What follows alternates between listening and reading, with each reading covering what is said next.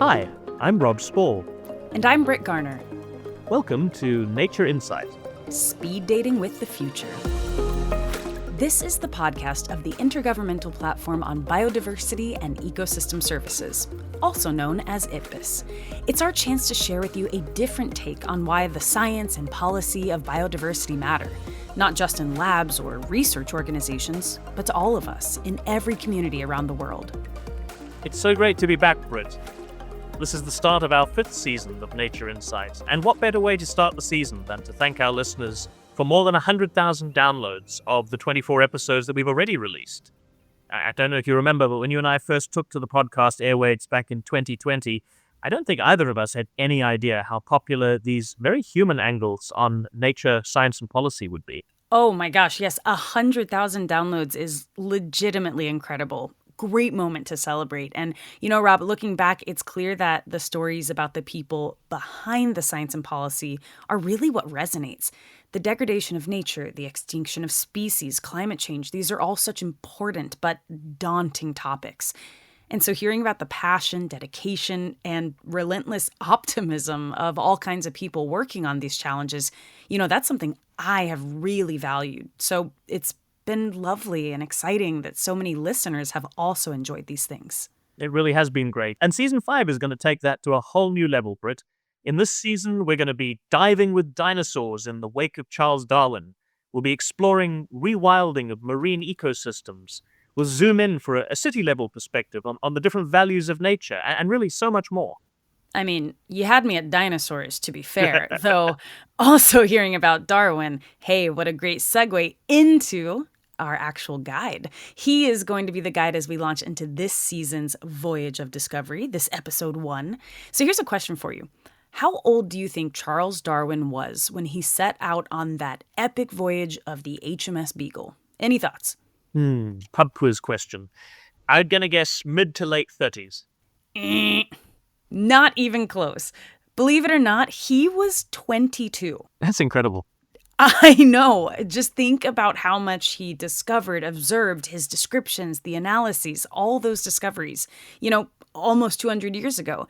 It shaped so much of our current view of science and the world. And thinking back to that sort of time frame, Brit, I think I've spotted another one of those golden threads that we try to find across the different seasons that we record. Perhaps we could think about the importance and the perspectives of differences over time this season. So we know Darwin died about 140 years ago, but we know that his scientific discoveries from that 5-year voyage are still continuing to inform and to inspire people all around the world today. I really like that idea of time being one of our anchor points. And, when I think about the passage of time and what the world was like, Darwin set sail from Plymouth in the UK back in December 1831. There were only about 1 billion people on the planet then, like 1 billion, compared to more than 8 billion today. Many parts of the world then were untouched by industrialization and those consequences. And despite that, or honestly kind of because of those differences over time, one man devised a project to follow in the historical wake of the HMS Beagle around the globe. Victor Rault, originally a French documentary filmmaker, founded the Captain Darwin Project in 2020. He bought a boat with space for 5 people and began his journey in the UK, stopping along the way to explore how landscapes have changed and how biodiversity has been impacted by human activity. He spoke to me from on board the Captain Darwin. At the time, it was moored in Auckland, New Zealand. And Victor's story begins before he set sail on his incredible multi-year adventure. For me, traveling by sea has always been a part of me in my family heritage. So I was actively looking for a way to produce my films through the sea. And it's at that moment in my life that I encountered Charles Darwin. I knew about Darwin, of course, as we all do, but I more specifically read The Voyage of the Beagle. That's the book that he wrote about his 5-year-long journey around the world. And when I was looking at the map at the start of the book, I was inspired by it. I was like, man, would be an amazing journey to do all over again, to be able to compare nature from the time of Darwin to what it had become now. That's basically the start for me of the Captain Darwin expedition. So now I'm in Auckland, New Zealand. It's been 4 years now that I'm traveling with my boat. So I've done half of the journey. I don't have to be too creative, really. That's the good thing about the expedition. I just have to follow along, and Charles Darwin, in that sense, is the true captain of this expedition, and hence the name, Captain Darwin. I thought that continuing the legacy of the voyage itself, which is a tool for discovery, was quite interesting. So I'm just like following along.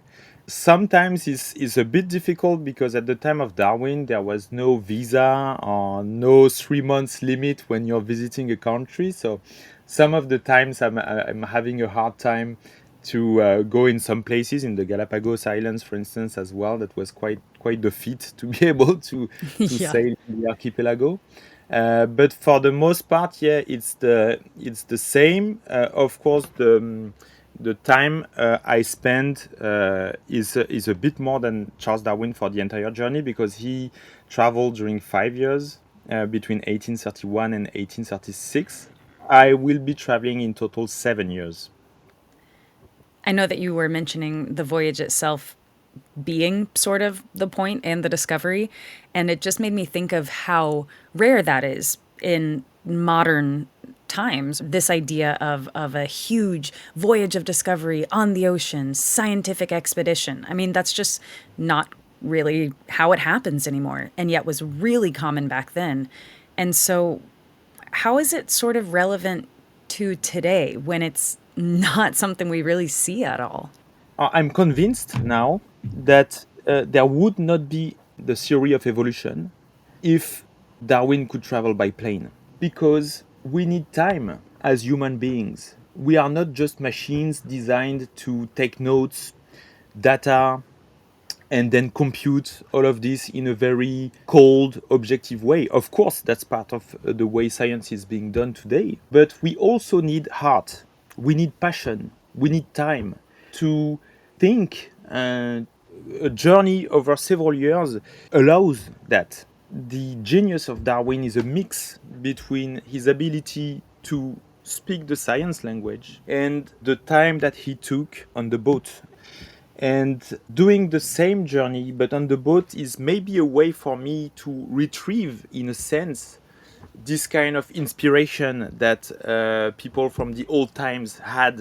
What you're saying is on the grander scale of that, saying time itself is the asset. That's really special. And I think that because of the race to publish, to do the things that people need to do within scientific careers now, they don't really have that. And that must be really, really special. Yeah, I think it's the most valuable commodity that we have now. The revolution of evolution is a revolution of timescales as well, because that's what Charles Darwin found in the geological studies that he made along the way. I hear you talk about the similarities and the ways in which you connect to Darwin and to this expedition, both literally and metaphorically. I'm curious, though, about the differences. There are so many things that changed. I would give you an example. I sailed across the Atlantic Ocean. It was in 2022. And I read the writings of Charles Darwin, as you can imagine. So he tells the story of the day he arrived near the shore of Brazil. He gazes at the horizon and he sees a fine strip of a very lush green color. And that's the first sight that he has of the rainforest of Brazil, the forest that Brazilians call the Mata Atlântica. And I was so impatient to leave this moment 200 years after. So we do the crossing, and after 2 weeks, we arrive close to the shore of Brazil. So I'm, of course, looking for this fine stripe of green color.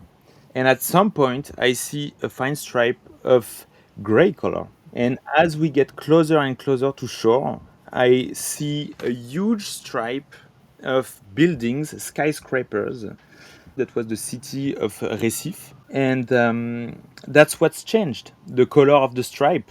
And I think it tells a very global story. To tell you the truth, it's a terrible story. When comparing what was and what is. And the thing is, when I started the project, I wanted to create something bigger than me. And I wanted to do something important or interesting for society, but also something that would bring me joy and happiness, right? So, of course, sailing does. But if you sail and you always tell horror stories, that's not so joyful. So, at that moment, that I figured that I could not just tell a story of receding biodiversity. I also had to add to this story stories of conservation. Because in all of the places I've been to over the years, there's always a receding biodiversity, but also there are always people fighting to conserve biodiversity. People planting forests in Brazil, people conserving mangrove ecosystems.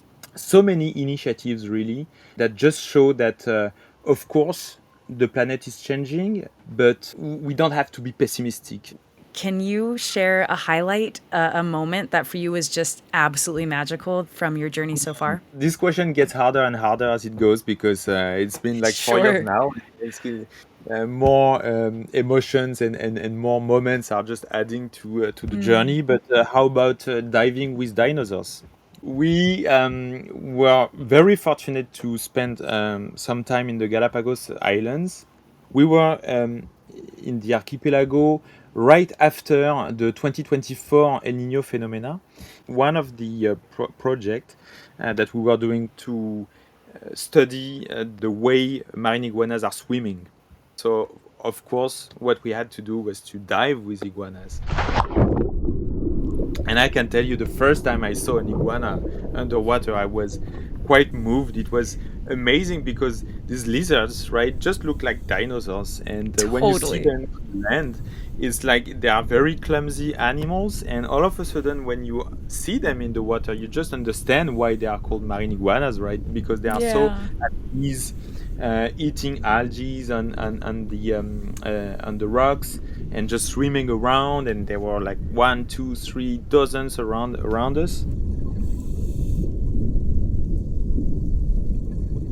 And I think it's quite amazing because it's wildlife, but it's basically the same animals that roamed the archipelago at the time of Darwin. So you kind of just like end up in a timeless zone, and to see all of this life interacting, all the ecosystem living with the fish, with the iguanas, the algae, rays were passing by as Oh. well. It's just amazing, right? And sometimes I wonder what would have Charles Darwin found out if he could dive. And so I'm curious, in terms of modification and change, how has this journey changed you? Before I started this project, I was anxious. In truth, I was depressed. I felt such a huge contrast between what I knew about the state of the world, what I was actively doing in my life to kind of find a solution. And I was thinking I'm not doing enough. So I bought a sailboat, I learned how to sail it to get past my depression. That's the real truth of the journey that I'm making, I think. And along the way, of course, I'm trying to help and to bring some kind of a brick to build a more sustainable future. And seeing that in every places I've been to, so many people are actively fighting for nature, all working together in a smart and clever way in the long term and making a difference. And everywhere I've seen that, everywhere. Stop after stop, I think that I regained a faith in our collective ability to change things for the better. Victor concluding our interview there on both a personal and a global note. I don't think I'm the only one who was listening to that interview and feeling twangs of jealousy about the idea of spending that much time on a boat Mm-hmm. traveling from amazing destination to destination, Brit. Mm-hmm. I think one of the aspects of Victor's story, though, that was so compelling is how he moved from, in his words, telling horror stories and being horrified about the environmental crisis to wanting to tell stories of real hope and really making the point that it takes this heart and passion and time to think. You mentioned time as well as one of the great assets, but what was one of your main takeaways from your conversation with Victor? Honestly, it was the idea of time itself being core to the scientific process and to then what comes about from policy. It made me immediately think about working with students in a classroom and this idea of how different people process things at different times. So if we ask a question and a couple people immediately raise their hand and we call on one of them, great, we've got participation. But when we slow down, if you pose the question and say, all right, everyone, take 1 minute and write down your thoughts, and then we'll share out. How many more ideas and perspectives are you capturing by simply letting there be the moment to think? The moment to think was so central to how Darwin was able to do these. And the idea that sailing itself, the laborious and time-consumptive nature of having to move slowly, contributed to that. Honestly, I've been thinking about it almost every day since speaking to Victor. And the fact that Victor was saying that it's going to take his journey will be a 7-year journey. He really is giving himself and his crew a lot of that time to percolate, a lot of that time to really distill the essence of what they're getting from each of the stops and try and find the analysis points that are going to be useful for that. Yeah. One of the really big things that spoke to me as well was just the kind of introspection and also kind of gut check on what it might mean to be doing projects about biodiversity and the fact that you can be doing a documentary on coral reefs but having to fly. And this idea of the push and pull and the pros and cons of, well, is this helping? Like, is it not helping? And checking in. And I think Victor really did this amazing sort of reality check for himself about the work he was doing and what the impact meant. And that idea of shifting the exploration to a less impactful means, at least in terms of travel and even like carbon footprint. But more impactful in terms of the amount of time he had available to actually think about it. Yeah. And you mentioned flying. I mean, one of the things that he talked about, which I felt really captured my attention, was he made the point that if Darwin had been able to travel by plane, he wouldn't have had the time to think that he actually had. And we probably wouldn't have had the theory of evolution as a result. So, doing things the supposedly easy way is not always the best way. Yeah, there is value in time. And it's so cool because on the meta level, time is kind of what Darwin was really looking at, how things changed over time, why today is based on yesterday. Something else that dates back even to before the time of Darwin is the Royal Botanic Gardens at Kew in the UK. Now, that particular institution has a history that goes back even before Darwin himself, and it became a national botanic garden 10 years after Darwin started his voyages. So I spoke to its executive director of science, Professor Alex Antonelli, about the role of the Royal Botanic Gardens, not only in preserving some of the important elements of Darwin's discoveries, but also charting a course for science and research into the future based on those discoveries. Kew is this most amazing organization working in so many different countries now. And on the one hand, we are a UNESCO World Heritage Site with traditions and history and collections going back centuries. On the other hand, we're doing some really cutting-edge research into tackling some of the biggest challenges our societies face today in terms of biodiversity loss, climate change, food insecurity. So my job is really to drive the impact and quality of the science we do, and really to work with my colleagues to see where are the biggest opportunities for us to make a positive impact. So this is not just about hundreds and thousands of visitors coming through the gardens. There really is a direct link between the work that you're doing and some of the big problems we're facing. Absolutely. And many people who come to Kew as a visitor will have no idea of how much science is actually happening in the background. So we do get over 2 million visitors coming to Kew Gardens annually. We have also a second site in the UK called Wakehurst, and that's where we have our Millennium Seed Bank. and actually a third site in Madagascar, where we have our only overseas base with about 70 members of staff. So all in all, over 900 people working more than 100 countries. You've mentioned that it is important work. How is it important to perhaps people who are outside the research world? In the longer term, we do know that the impact of climate change will have the most devastating influence on our lives and our societies. And biodiversity loss might be even a bigger of a challenge, because we know that species that go extinct will not come back. So biodiversity loss and climate change are indeed the most pressing challenges of our times. And it's no exaggeration to say that we are living in the most serious environmental crisis of human history. So in more than 300,000 years, this is the time where we are seeing so many species on the verge of extinction. And therefore, it really needs to set the agenda for everything we do so that we achieve a more sustainable future. It's interesting that you talk about history, because this episode has been all about exploring history. So we've been looking at a modern expedition that's been retracing Charles Darwin's voyages of nearly 200 years ago when he first set sail on HMS Beagle. So a lot of the work that you're doing, I imagine, would have some sort of relation to what we learned from Darwin. Indeed, and Darwin is one of my greatest inspirations as a scientist. And of course, he's inspired many other generations. And in a sense, it's quite remarkable to think about all the technologies we have available to us today. But still, a lot of the work we're doing is actually quite similar to what he did himself in terms of really understanding and documenting, life on this planet, why we have many more species in some regions than the others, and try to make sense out of that. And also, I think a lot of those insights are really absolutely essential to guide our decisions in terms of how we manage our land, our oceans, where do we grow our food, where do we conserve habitats. And a lot of that comes from that natural exploration of our planet. What about Darwin was inspirational to you?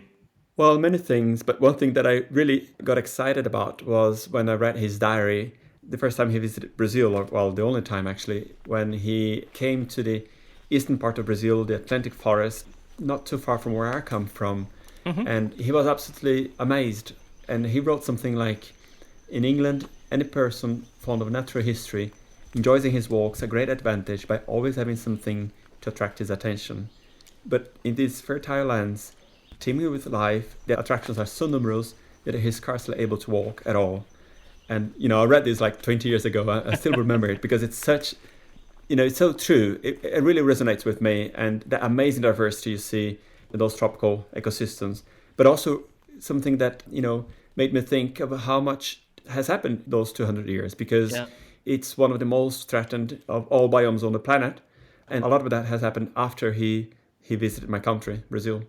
Do you think that there is much more left to still be discovered? Is there still room for voyages of exploration today? Oh, absolutely. We have so many places on this planet which we haven't documented yet. And to be honest, we've actually done a pretty bad job in terms of finding new species and areas which haven't been explored by scientists in the past. So we keep coming back to the same places over and over again. And we also know that we perhaps visit particular places, but only record the species of birds in that region, or, some of the more charismatic species, rather than looking at, for instance, fungi and insects, which are really those massive groups, very poorly understood. So we know now that we've only scientifically described about 15% of all species on the planet. So about 85 are still totally uncovered. We have no idea what they are doing. And so it's the same for many natural ecosystems where perhaps, people have been, but not really fully understood the complexity of the life forms and the different species living in those places. If Darwin was alive today, what do you think would be most surprising to him about science, technology, and innovation? I think the ease with which we can access information today.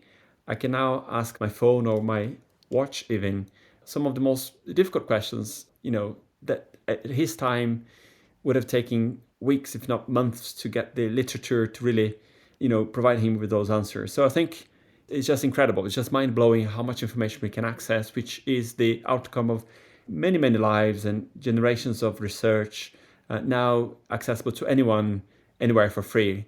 So I think that that's really the most impressive achievement, I think, of our times. And even beyond the volume of information and how accessible it is, perhaps also the extent to which we're starting to understand its implications, right? I mean, we look at something like biodiversity and realize that it's not just about biology, but also culture, ethics. There's so many other things wrapped up in the work that we're doing. Yes, that's true. I think, we can't think about biodiversity and how to protect it without recognizing and fully embracing the many cultural and other perspectives related to biodiversity.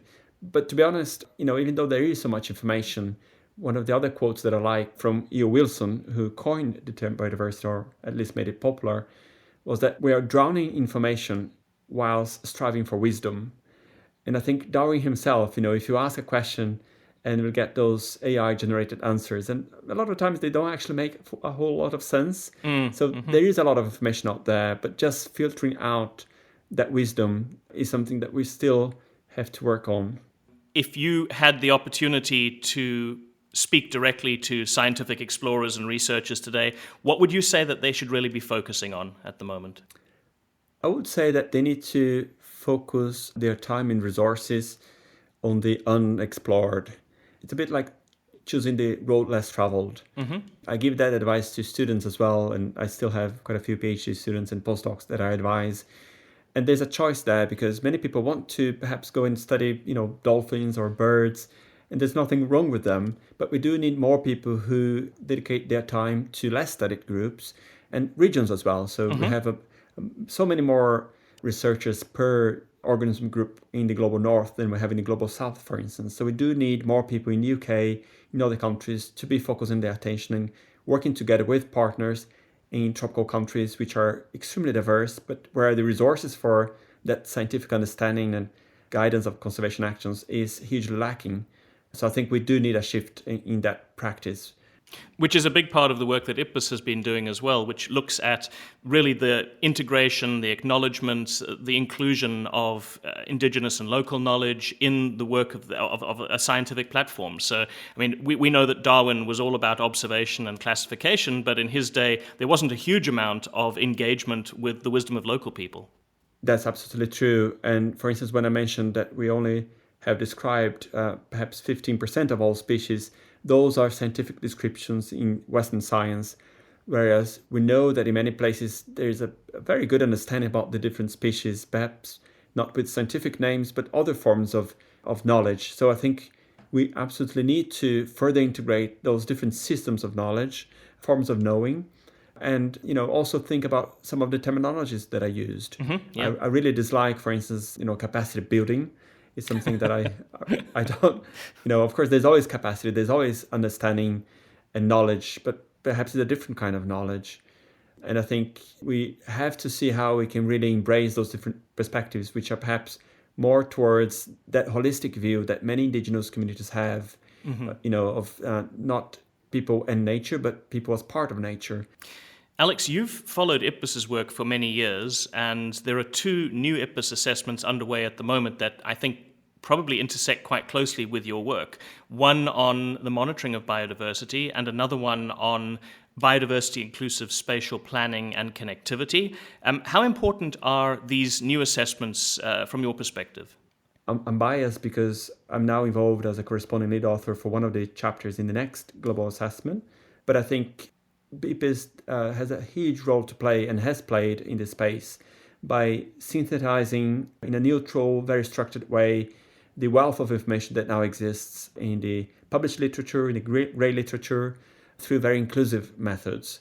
So I think that because there's so much happening in the space now, thanks to the use of new technologies, the expansion of data sets of many different kinds, and new perspective insights, it is absolutely important to upgrade and update those learnings. So, I think the first global assessment really revolutionized the way we talk about biodiversity.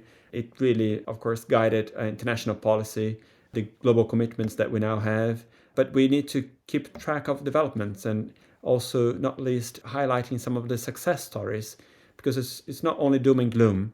I think that there are some really good examples, and I think we need to ensure that those learnings are shared and embraced by communities in other parts of the planet, and IPBES has a role to play in enabling that as well.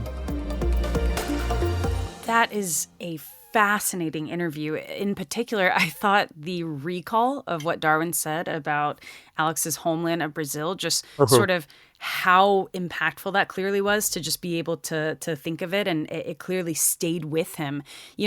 Just kind of shows that even though Darwin is not a man of today, his enduring importance and relevance really is. And if we were to draw one sort of message from both of the interviews, I really like the one about that the future for research, particularly for students, is to go the road less traveled, or perhaps in your case, the oceans less traveled, and looking really to try and use the inspiration and the example of the great voyages of discovery to try and chart that next great voyage for us. Yep, and doing so in a way that is sustainable and is purpose-driven and intentional in respect to all the things that we can do better now and have learned about to do better as we go on these journeys of adventure and discovery. So that's it for this episode of Nature Insight, Speed Dating with the Future. I'm Rob Spaull. And I'm Brit Garner. Join us for the next episode where we'll be hearing more about the specific kinds of benefits that we receive from nature, beyond the obvious, as well as how Indigenous knowledge and culture systems can help us to build relationships for better stewardship of nature. And in the meantime, you can learn more about IPBES's work on www.ipbes.net or on any of our social media channels. Just search for @IPBES. That's @IPBES.